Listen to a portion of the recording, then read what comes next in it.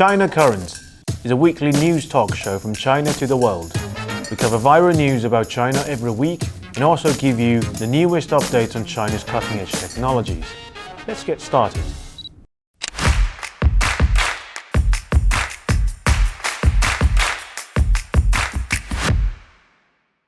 Welcome to China Current, your weekly news report of what's happening in China. I'm Lisa.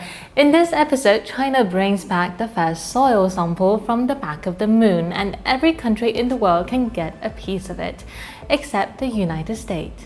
A Chinese rocket explodes, but engineers are very happy. Chinese scientists have set a new speed world record. Biden's law opposes China's cranes was met with collective opposition from American entrepreneurs. French car maker Renault parted ways with the EU, opting to partner with China to produce electric cars. The churches of mainland China welcomed a bishop appointed by Pope Francis, and the temples of China's Taiwan welcomed the bombshells. Let's start with an exciting technological achievement for all of us. On the 25th of June, China's lunar probe Chang'e 6 successfully returned and landed on Chinese territory. This means that for the first time, mankind had successfully collected soil sample from the back of the moon. China announced on the 1st of July that it welcomed applications from all countries for research. In response, NASA Administrator Bill Nelson, while encouraging U.S. researchers to apply for access to the sample, emphasized that he would work with his lawyers to ensure that the Chinese did not violate the relevant provision of the Wolf Amendment.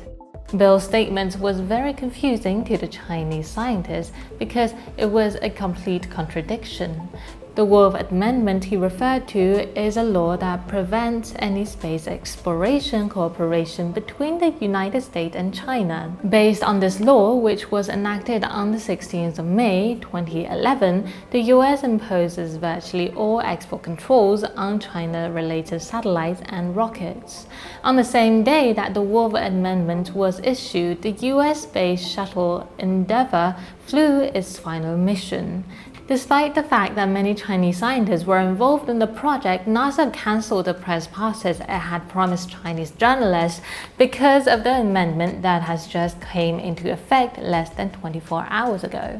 Interestingly, the US government, which has gone to great lengths to prohibit its own scientists from obtaining samples of China's moon soil, is obsessed with convincing China to help them protect the evidence that they were once able to land on the moon. According to Li Hongbo, Deputy Chief Engineer of China Aerospace Science and Technology Group Corporation, after China's lunar exploration project went on smoothly, the US government sent a negotiation team that was very eager to discuss with Chinese experts the issue of how to protect the historical relic of human beings on the moon, following the US flag and footprint left on the moon in 1969 by the US astronauts. Li Hongbo told Chinese media that no one would ask these questions when the US was thought to be the only country in the world capable of landing on the moon. She also found out that before the US never worried about who should own the minerals on the moon, but after China was able to land on the moon, the US suddenly started to worry about the issue. The US unilaterally passed a law in 2020 called the One Small Step to Protect Human Heritage in Space Act to protect US landing sites on the moon, but the law only applies to a handful of companies that worked with NASA. Under the United Nations Outer Space Treaty, outer space, including the moon and other celestial bodies, is not subject to national appropriation by claims of sovereignty, by means of use or occupation, or by any other means. Of course, mankind's journey to explore the space has not always been smooth sailing. On the 13th of June, in China's Henan province, a rocket accidentally lifted off during a ground test and exploded after crashing. Fortunately, after the accident, the staff followed the plan and shut down the engine by remote control in time. There were no injuries or fatalities in the accident. The staff also said that the test site was a mine pit surrounded by rocky hills, so even if there were an accident, it would not have a major impact on civilians. The rocket, named Tianlong 3 belongs to a private Chinese space company called Space Pioneer or Tianbing Keji. The engineer said it was not supposed to take off. The reason it did take off without pulling back is because it was indeed too much thrust. Our engine is too good, outperformed too much. This is the largest thrust of China's launch vehicle at this stage in the development process. A power system test run was a total thrust of 820 tons through the 9 sub-engines. The Tianlong 3 rocket was designed against SpaceX Falcon 9 rocket, also a reusable liquid rocket, which has a sea level thrust of about 771 tons. It seems that Chinese space companies have already surpassed their rivals. According to Chinese media outlet Guancha, this rocket is expected to be able to send 30 satellites into space at once. And in addition to Space Pioneer, there are 3 other private space companies in China that are also developing reusable liquid launch vehicles and have completed their maiden flights and engine tests over the past years. In addition to exploring the universe, Chinese scientists are continuing to make inroads in other fields. According to German media Der Spiegel, on June 28, China has become the world's leading patent power, contributing nearly half of all patent applications filed in 2022. This report is published by the German Association of Research-Based Pharmaceutical Companies. It pointed out that a total of 3.4 million patent applications were approved worldwide in 2022. This is a dramatic increase from 635,000 in 1980, and China was largely responsible for the more than 5-fold increase in the total number of patent applications in the last 40 years. Klaus Mikkelsen, author of the report, added that the China's scientific developments are unprecedented in recent economic history. Since the turn of the millennium, China has built up a science and innovation system reflected in the significant increase in the number of university students in the country. According to the report, from 7 million in 2000, the number of university students enrolled has risen to more than 35 million. In the pharmaceutical and biotechnology sectors, China has already equaled the United States in terms of patent applications. When patents are linked to expenditures, China now has the lowest average expenditure per patent in the world. However, in the EU and the US, the average cost of innovation is becoming increasingly expensive. Although the United States in scientific research is facing challenges from China, but in the views of US President Joe Biden, cheap and high-performance Chinese cranes are more significant threats. During mid-May, the White House announced further tariff involving about $18 billion of Chinese product, with port cranes shifted from the tariff-free to a tariff rate of 25%. On the 1st of July, this policy finally led to a number of US port entrepreneurs' collective opposition.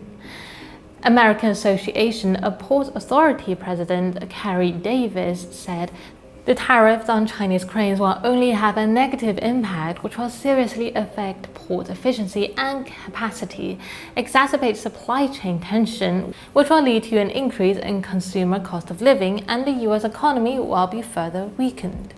The letter pointed out that 7 domestic US ports have contracted to purchase at least 35 Chinese-made cranes. At an average price of $15 million per unit, the tax hike will add an additional $131 million in cost to the US port operators when it hit the ground, which means the port in question will either have to abandon their expansion plans or shrink the scale of their business. Barbara Melvin, the CEO of the South Carolina port, said they are trying to improve their competitiveness with Mexican and Canadian rivals, and this additional cost will lead to longer waiting time for container ships and longer loading and unloading times.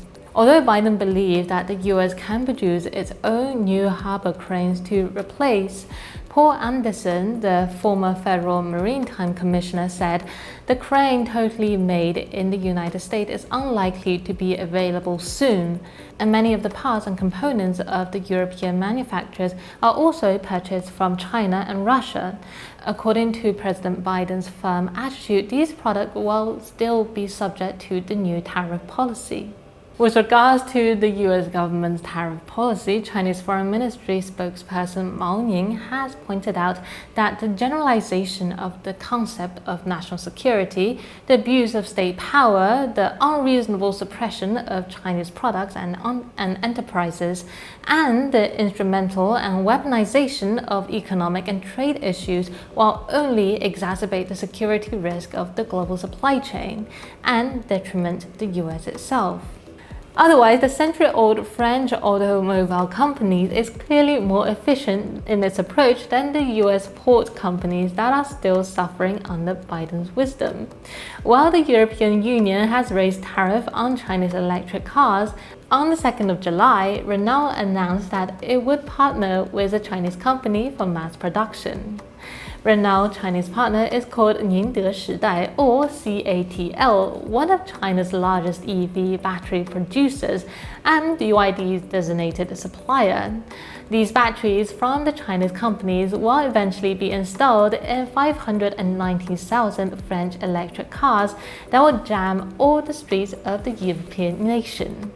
On the eve of this year's Shanghai Auto Expo, Renault Group CEO Luca Di Meo specifically emphasized that it is essential to establish partnership with Chinese companies, and Renault cannot afford to give up the opportunity to work with an ecosystem that includes a battery super factory, top-notch engineering, and raw material refining capabilities. According to the EU's preliminary program of raising tariffs on China's EV, Renault's Chinese partner will be subject to a 21% tariff increase, and Renault, which is highly dependent on export, will naturally bear the brunt of the impact. In Europe's survey on China's EV, Meo said completely closed door to China will be the worst response. He believes that even though Europe wants to protect its own market, but they also have to continue to learn from the industry's leading generation of China. European CEOs are not the only group who want to keep in touch with China, but also Pope Francis. And on the 12th of June, it recognized Yang Yongqiang as the new bishop of the diocese in China's Zhejiang province, and the ceremony was successfully held on the 27th. The basis for cooperation on this bishop appointment, which is jointly recognized by China and the Vatican, stems from a provisional agreement signed in 2018, which stipulates that the Chinese government has the right to appoint bishops on its own in advance consultation with the Vatican. While this agreement began as a provisional one, it has been renewed in 2020 and 2022, during which time China and the Vatican have jointly appointed 6 bishops in total. This year is the 100th anniversary of the first Chinese Bishops' Conference held in Shanghai. At the end of Francis' weekly audience in St. Peter's Square on June 19th, he said, "This also makes me think about the beloved Chinese people. Let us always pray for this noble and very courageous people who have such a beautiful culture." While this continuing provisional agreement is clearly good for the spread of the gospel, the United States, which prints "In God We Trust" on its banknotes, doesn't seem to be happy about it. In 2020, former President Donald Trump sent Pompeo to the Vatican to try to prevent China and the Vatican from signing this agreement. According to official Chinese statistics, now there are 2,500 churches, 3,500 mosques, and 3,300 Buddhist temples in China. These relics and religious sites in mainland China have always received full respect from the local council, and it is because of this that Taiwan's military had decided to commandeer the temples as armories for storing munitions to ensure that these explosives will never be bombed by the mainland China. According to the revelation of the Taiwan media United Daily News, on the 17th of June, at least 3 temples have received documents from the Taiwan military claiming that in the case of a conflict, they would commandeer the temples to store ammunition. According to photo released by several Taiwan media outlets, the document stamped with the seal of a Taiwan army colonel named Xu. In addition to the temple, some residential buildings have been similarly commandeered. The Taiwan military claimed that this was a program implemented over many years to preserve combat power. Apparently, they also realized that the mainland China's People's Liberation Army would never bomb religious buildings and civilian areas. The Taiwanese media reported concerns that, according to the US military in the Gulf War, civilian buildings would be legitimate targets as military positions for storing munitions. This information has once again triggered criticism by the Chinese public. Some netizens questioned the Taiwanese military as to why it only commandeered Buddhist temples but not churches and mosques. Does this indicate that the Taiwan military is discriminating against Buddhists? As of now, the Taiwan's military has not responded positively to this question. And that is all for today. Thank you for watching this episode of China Current. If you have any thoughts and comments about our show, please reach us at the email address below. And we look forward to hearing from you and see you again next time.